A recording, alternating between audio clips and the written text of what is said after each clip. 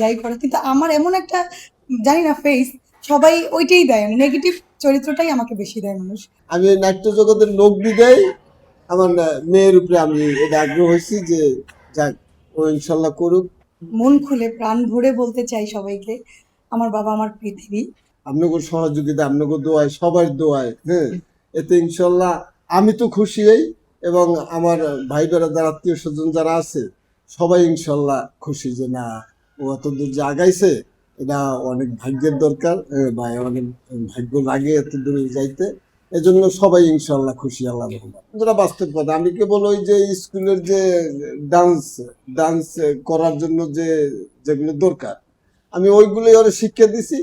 তারপর ইনশাল্লাহ আমার কিছু বলতে হয় না যে তুমি এটা এইটা করো, এইটা করো। আমি এই নাট্য জগতের লোক বিদায় আমার মেয়ের উপরে আমি এটা আগ্রহ হয়েছি যে যাক, ও ইনশাল্লাহ করুক।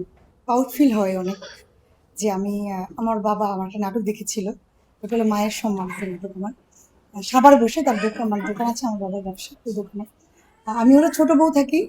ওদিন আমার মনে হয়েছে যে আমার জীবনের ওনার স্বপ্ন পূর্ণ হয়েছে, বা আমি একটা ভালো অভিনয় করতে পেরেছি, যে আমার বাবা কান্না করেছে আমার এটা দেখে। সেদিন একটা কথা বলেছিল, এটা আরেকটু মজার কাহিনী।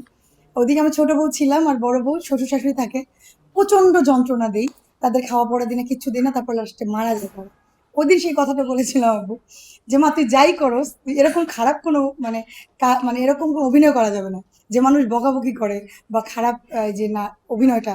আমি খুব রাগী বউ থাকি, ছোট বউটা, অনেক খাবার দিই না, দাঁত কামড়ি মারি শ্বশুর শাশুড়ি, প্রচুর, লাস্টে মারা যায় শ্বশুর শাশুড়িটা, টাকা পয়সা দিই না।